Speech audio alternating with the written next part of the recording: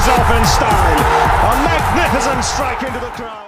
வணக்கம் நண்பர்களே, welcome to my channel cocktail furious and welcome to my Lanka premier league 2024 reviews. So இப்போ நம்ம பார்க்க போற வீடியோ மேட்ச் 11ஓட ரிவ்யூ தான் அங்கே பார்க்க போறோம்.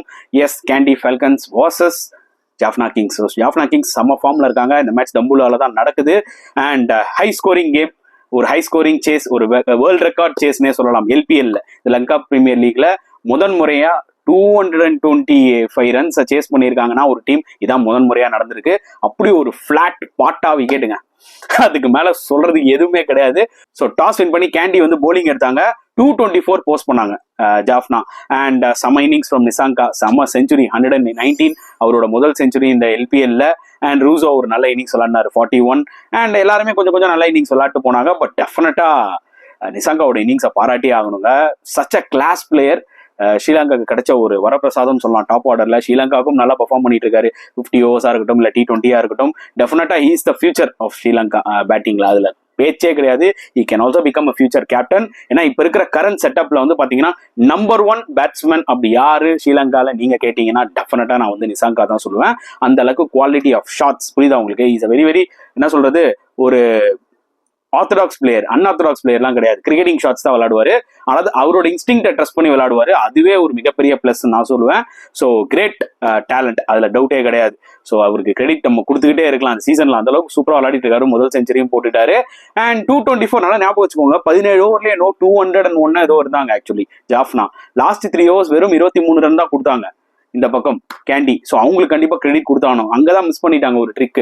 ஏன்னா 17 ஓவர்ஸ் 201 போது அட்லீஸ்ட் ஒரு 30-35 ரன்ஸாவது ஆட் பண்ணிருக்கணும். விக்கெட்ஸும் கையில இருந்தது. பட் நல்லா போட்டாங்க. ஷனாக்கா நல்லா கம்பேக் ஆகி லாஸ்டா 3 விக்கெட்ஸ் எடுத்தாரு. சமீரா வந்து இந்த மேட்ச்ல இனிஷியலா எக்ஸ்பென்சிவா இருந்தாலும் பின்னாடி நல்லா போட்டு டெத்ல நல்லா போட்டு 2 விக்கெட்ஸ் எடுத்தாரு. அண்ட் இவரு நல்லா போட்டாருங்க, ரோஷன் மெண்டிஸ். அவரோட ஆஃப் ஸ்பின் ரொம்ப யூஸ்ஃபுல்லா இருந்தது மிடில் ஓவர்ஸ்ல. அவரு 2 விக்கெட் எடுத்தாரு. அவரு நல்லா போட்டாரு. இன்ஸ்பைட் ஆஃப் இவங்க 3 பேரும் நல்லா போட்டும் பாத்தீங்கன்னா இனிஷியலா செம்ம காட்டிட்டாரு நிசாங்கா.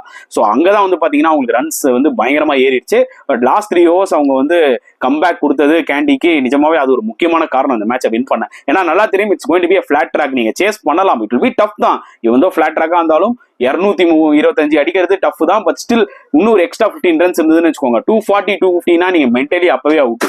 ஸோ அந்த வகையில் we have to give credit to the Kandy bowlers. Death bowling நல்லா போட்டாங்க. அண்ட் சேசிங்ல வந்து பாத்தீங்கன்னா சந்திமல், நான் ஆல்ரெடி சொல்லியிருக்கேன், சந்திமல் 2.0 தான் இந்த பர்டிகுலர் எல்பிஎல்ல நம்ம பாக்குறோம்னு. அவர் ஒரு வேற லெவல் இன்னிங்ஸ்ங்க. 89 of 37 பால்ஸோ ஏதோ செமையா விளாடினாரு. அண்ட் ஹாரிஸும் ஒரு சின்ன நாக், ஒரு 26 நல்ல ஒரு பார்ட்னர்ஷிப் அவரோட சேர்ந்து அவரும் கிரியேட் பண்ணாரு. அண்ட் மிடில் ஆர்டர்ல வந்து பாத்தீங்கன்னா கமிந்து மெண்டிஸ் அண்ட் ஆஞ்சலோ மேத்யூஸ் கேமை வந்து ஈஸியா ஒரு பெரிய பார்ட்னர்ஷிப் போட்டு முடிச்சு விட்டாங்க. மேத்யூஸ் 29 நாட் அவுட் அவரோட எக்ஸ்பீரியன்ஸை காமிச்சு விளாடினாரு. பட் கமிந்து மெண்டிஸோட இன்னிங்ஸ் ரொம்ப குரூஷலா இருந்தது. 67 நினைக்கிறேன், அரௌண்ட் 36 பால்ஸ்லயே ஏதோ சூப்பரா விளாடினாரு. அவருக்கு ரொம்ப முக்கியமான இன்னிங்ஸ். ஏன்னா லாஸ்ட் 2-3 மேட்ச் அவர் சரியா விளாடல. அப்படின்னும் போது இந்த ஆப்பர்ச்சுனிட்டி அவர் சூப்பரா கிராப் பண்ணிட்டாரு. அண்ட் வின்னிங் ஷாட்டே 6 தான். ஸோ 225 ரன்ஸை 18.2 ஓவர்ஸ்ல முடிக்கிறாங்கன்னா இப்போ பாத்துக்கோங்க எந்த அளவுக்கு ஒரு பிளாட் ட்ராக்கா இருக்கும்னு சொல்லிட்டு. அண்ட் இந்த பக்கம் ஜாஃப்னாவோட போலிங் சொல்லிக்கிறதுக்கு எதுவுமே இல்லைங்க. எஸ், ஷம்சி 2 விக்கெட் எடுத்துக்கலாம். பட் அவரும் எக்ஸ்பென்சிவா இருந்தாரு. ரொம்ப ஒரு மாதிரி பிளாட்டா தெரிஞ்சாங்க. ஒரு விஷயம் என்ன தெரியுமாங்க, இப்ப இருக்கிற கிரிக்கெட்ல எஸ்பெஷலி இந்த லங்கா பிரீமியர்ல நான் பாக்குறேன், விக்கெட்ஸ் எல்லாமே நல்லா பேட்டிங் ட்ராக்கா இருக்கு. பட் போலர்ஸ் யாருமே வந்து பாத்தீங்கன்னா யாக்கர்ஸ் போட மாட்டேங்கிறாங்க. உட்காந்து நம்ம ஈஸியா சொல்லிடலாம் ஒரு யாக்கர் போடுறது எவ்வளவு கஷ்டம் தெரியும். ஆனா நிறைய பேர் என்ன சொல்லுவாங்க, it's not a bowler game அப்படின்றாங்க. கரெக்ட். சம்டைம்ஸ் இந்த மாதிரி பேட்டிங் விக்கெட்னு வரும்போது நீங்க ஒரு யாக்கர் பிராக்டிஸ் பண்ணிட்டு போடக்கூடாது. எல்லா போலும் யாக்கர் போடுறது இது கஷ்டம் தானா, இல்லன்னு சொல்ல வரல. பட் ஒரு யாக்கர் கூட போடணும். ப்ரெடிக்டபிளா back of length slow deliveries மட்டும் போடுறதுனால பேட்ஸ்மேன்ஸ்க்கு வந்து பாத்தீங்கன்னா அது ரொம்பவே ஈஸி ஆயிடுது. அண்ட் இந்த மேட்ச்ல கிளியரா தெரிஞ்சு ஜாஃப்னா போலர்ஸ் வந்து பாத்தீங்கன்னா ஐடியாவே இல்லாம பாட்டுக்கு ஸ்லாட்ல போடுறாங்க, இல்ல பேக் ஆஃப் லென்த், இல்ல ஸ்லோ டெலிவரிஸ்லாம் ரொம்ப ப்ரெடிக்டபிளா தெரியுது.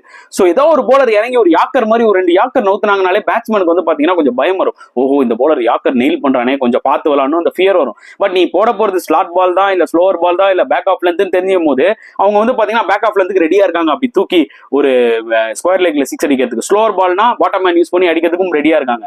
ஓகேங்களா? ஸ்லாட்ல போனா சாலிடா அடிக்கலாம். நீங்க ஸ்லாட்ல நீங்க சும்மா இப்ப இருக்கிற பேட்ஸ்க்குலாம் அப்படி பேட் அப்படி ஊட்டினாலே போதும் 6 போயிடும். ஸோ டெஃபினட்டா போலர்ஸ் அவங்க ஸ்கில் அப்கிரேட் பண்ணி ஆகணும். இல்லைன்னா இந்த மாதிரி ஃபிளாட் ட்ராக்ஸ்ல 300 ரன் அடிச்சா கூட சேஸ் பண்ணுவாங்க எனி டீம்.